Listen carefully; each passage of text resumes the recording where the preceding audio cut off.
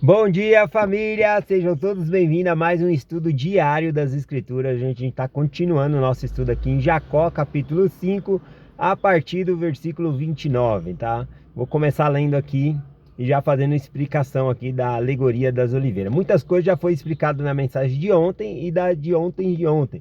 O Senhor ele vai visitando a sua vinha, tá bom? O que a gente precisa fazer aqui é identificar em qual parte da história o Senhor está falando. Então vamos lá, aqui diz assim: e aconteceu que passou-se muito tempo, e o senhor da vinha disse a seu servo: vem, desçamos a vinha, para tornar a trabalhar nela.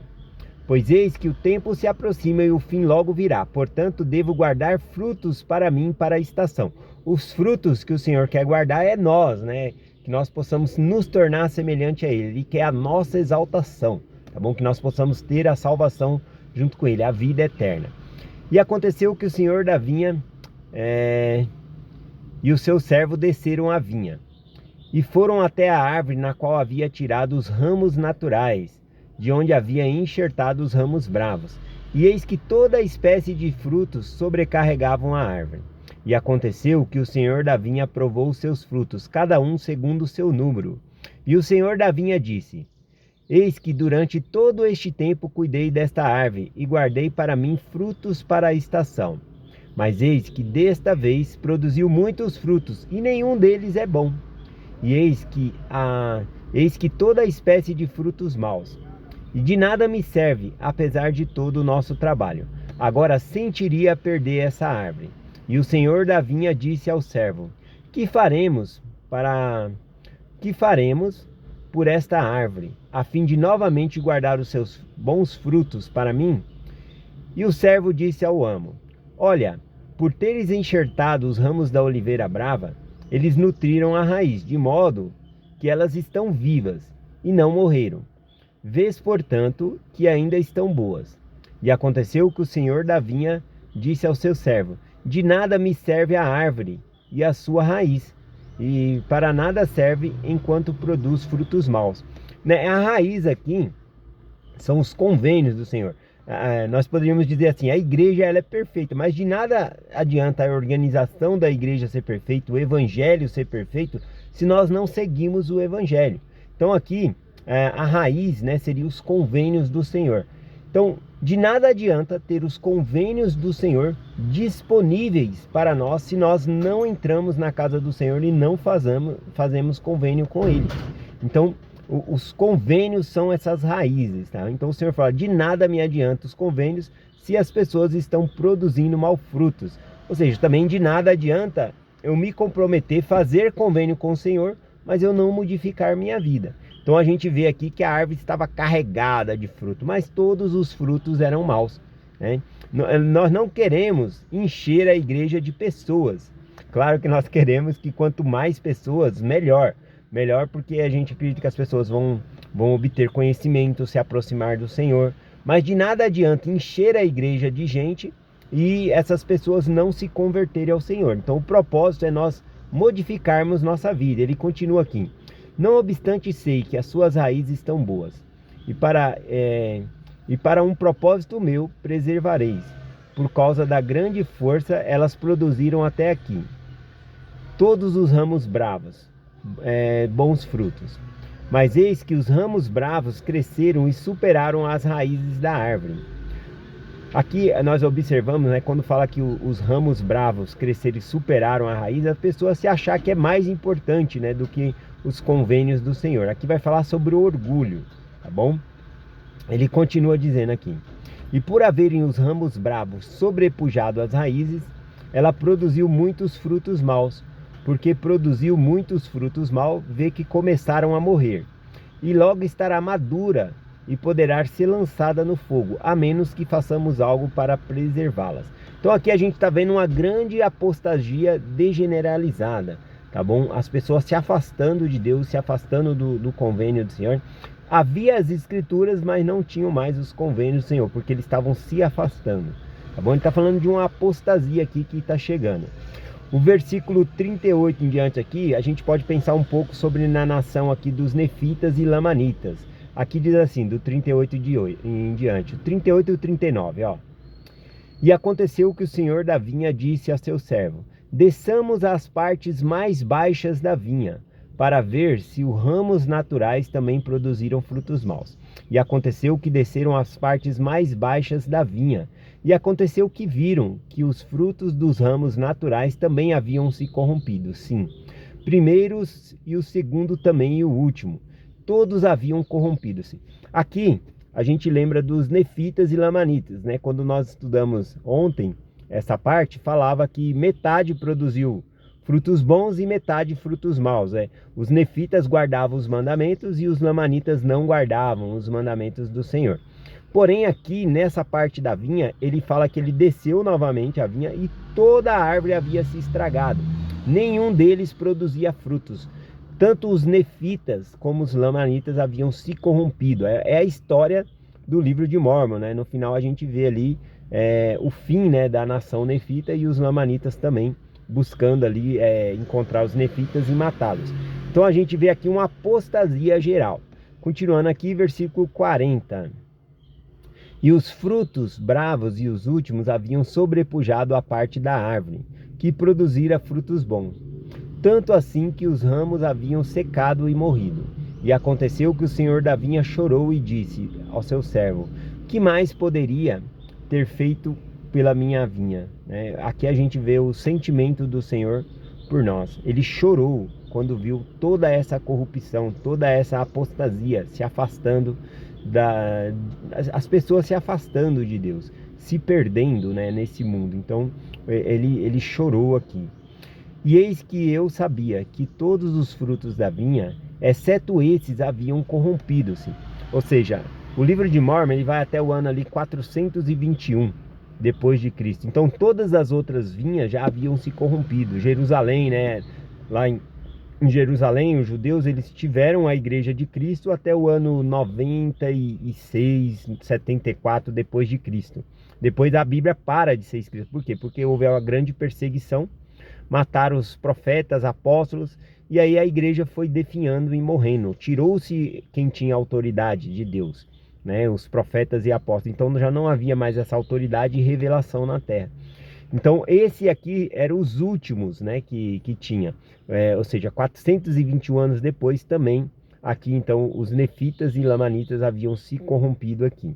E ele continua: e agora estes que produziam bons frutos também se corromperam. E agora toda a árvore da minha vinha não serve para nada, a não ser para ser cortada e lançada no fogo. E eis que esta é a última, cujo ramo secou. E foi por mim plantada num pedaço de terra fértil, sim. E aqueles, para mim, eram melhor do que todas as outras terrenos da minha vinha. Ele fala que ele colocou aqui a família de Leí, né, na parte mais fértil da terra. Essa era a terra da promissão. E mesmo assim eles se corromperam. O que o Senhor vai fazer, né? Fazendo um balanço geral, ele vai mandar vir os gentios. Os gentios vão dominar essa terra, né? As nações gentias vão dominar essa terra aqui, porque eles se corromperam. O Senhor tira, né, a herança deles aqui e dá aos gentios. Continuando aqui, versículo 44. E viste também que cortei, essa parte é interessante, ó, que fala da nação dos Jareditas, que ele está falando da terra fértil e fala que tirou os Jareditas e colocou os nefitas, né? Nefitas e lamanitas, ó. Tu viste também que cortei o que obstruía este espaço da terra, a fim de plantar a árvore que eu, né, em seu lugar. Então a gente vê que a nação dos Jareditas haviam vindo para essa terra de promissão, mas também eles haviam se corrompido. E quando eles se corromperam, o que o Senhor fez? Eles estavam só obstruindo o terreno do Senhor. É igual Lucas 13, né, que fala que o Senhor tinha uma figueira e é que ela ocupava a terra inutilmente, porque não produzia fruto nenhum. O Senhor relata lá que há 3 anos ele ia buscar figo na figueira e não tinha figo, não tinha fruto ali nenhum. Então ela estava ocupando a terra inutilmente. E aqui igualmente, né, no versículo 44, você pode escrever aí que está falando sobre os Jareditas, né? Eles estavam apenas obstruindo o espaço da terra, porque eles não produziam fruto nenhum. E agora também, né, os nefitas e lamanitas não produziam fruto nenhum. Vamos aqui, versículo 45. Tu viste que uma parte dela produziu bons frutos, e uma parte produziu frutos bravos, ou seja, nefitas e lamanitas. E por não ter eu arrancado os ramos e não ter lançado no fogo, eis que os ramos bons, de modo que eis que superaram os ramos bons, de modo que os secou.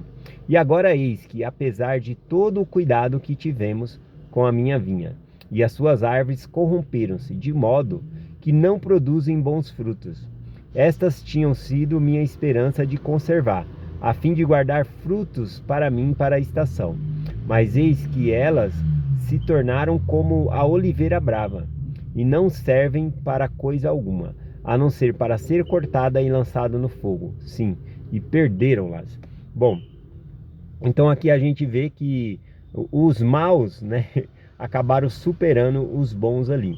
É como se você estivesse se envolvendo com um amigo seu. Ah, eu quero trazer esse amigo para a igreja, né? E você começa a se envolver, fazer amizade, mas ao invés de você trazer ele para a igreja, você começa a gostar do mundo dele. E aí você começa a se afastar da igreja. Ao invés de você trazer a pessoa que está te afastando do evangelho. Nesse caso, nós devemos seguir o que Jesus Cristo ensinou, né? Se a sua perna direita te escandaliza, corta e lança para longe de ti. Porque melhor é para ti entrar no reino dos céus, manco, né, aleijado, do que todo o seu corpo ir para o inferno. Claro que aqui é uma metáfora, né, que o Senhor faz uma comparação. Mas se você tem um amigo que só te leva para o mau caminho, para de andar com ele. Esse é o sentido. Não é parar de conversar. Amar, nós devemos amar a todos. Amar até os nossos inimigos, se tivermos. Mas companhia, andar junto. Se a pessoa está no caminho errado, se você está andando com a pessoa, você está andando no caminho errado. Então se afasta, né? Aqui a gente viu então o Senhor dando o exemplo que os ramos maus superaram os ramos bons. Tá bom? Na verdade, o projeto de Deus da casa de Israel é que a casa de Israel era para ser tão abençoada ao guardar os mandamentos que as outras nações iriam querer imitar elas. Mas não, a gente vê o contrário, que a casa de Israel quer imitar os outros povos, né? A gente vê no Velho Testamento, na época de Josué ali, eles pedindo um rei. Faze-nos como as outras nações, queremos ter um rei como as outras nações. Aí o Senhor fala para Josué: aceita o pedido do povo, porque não é a você que eles têm rejeitado, Samuel, é a mim, né? Eles rejeitaram o Senhor fazendo esse pedido e querendo ser como as outras nações. Continuando aqui, versículo 47. E o que mais poderia eu ter feito pela minha vinha? Ele faz várias perguntas retóricas aqui, né? O servo não vai responder o que ele poderia fazer mais, porque o Senhor fez tudo. Ele pagou pelos nossos pecados, cumpriu a grande expiação, a sua vida de ensinamento aqui, né, para nós, o exemplo que ele nos deixou em todas as coisas. Então não havia nada que o Senhor não tivesse feito por nós. Ele fez tudo, né? Então eu vou continuar lendo aqui o 47. O que mais poderia eu ter feito pela minha vinha? E por acaso deixou a minha mão de cuidar dela? Não, eu cuidei dela e cavei ao redor e podei-a e adubei-a e estendi a mão quase o dia todo a fim de se aproximar. E sinto cortar a árvore da minha vinha e lançá-la no fogo para que seja queimada. Quem corrompeu a minha vinha é uma pergunta retórica também que não é respondida aqui. Quem corrompeu a vinha do Senhor? Nós poderíamos até colocar a culpa de Satanás aí no diabo, mas na verdade as escolhas são nossas, tá? Desde o começo da oliveira, essa parte de enxertar, é como se fosse enxertando o ramo, fazendo as coisas ali, é algo que poderia dar certo ou não dar certo. Ou seja, isso depende de nossas escolhas. A gente precisa absorver a umidade da raiz, né? Ou seja, os convênios e viver esses convênios para que a nossa vida vá bem e nós sejamos o fruto agradável do Senhor. Continuando aqui, aconteceu que o servo disse ao seu amo: não será a altura da sua vinha? A altura da vinha aqui significa o orgulho, né? Não será o orgulho do seu povo? Será que o povo cresceu tanto e se tornou orgulhoso? se achando melhor do que outras pessoas. Tem muito crente que acha isso, né? Que se acha melhor do que outras pessoas. Não terá um ramo superado as raízes que são boas? Porque os ramos superaram as raízes, eis que eles cresceram mais depressa do que a força da raiz, tornando a força para si mesmo. Então, quando a gente olha para si mesmo, a gente deixa de viver o evangelho. A gente tem que viver pelos outros, abençoar a vida das outras pessoas. Eis que te digo, e não será esta a causa de haver corrompido a árvore da sua vinha? É o servo perguntando, né? Será que não é o orgulho, as pessoas olhando para si mesmo? Né? Com certeza, o orgulho, né, fez com que eles caíssem aí nesse círculo do vicioso, né, do orgulho, faz com que nações inteiras se corrompam e caiam. Último versículo que eu vou ler aqui, versículo 49. E aconteceu que o senhor da vinha disse ao servo: Vamos, cortemos a árvore da vinha e lancemo-nos no fogo, para que não obstrua o terreno de minha vinha, porque fiz o que pude. E quando ele fala fiz o que pude, é que ele fez tudo por nós, né? O que mais poderia eu ter feito pela minha vinha? É uma pergunta, né? O que mais o Senhor poderia ter feito por nós? Ele fez tudo, ele nos abençoa, ele faz todas as coisas, tá bom? Então é essa a mensagem que eu compartilho com vocês hoje, em nome de Jesus Cristo, amém. Até amanhã.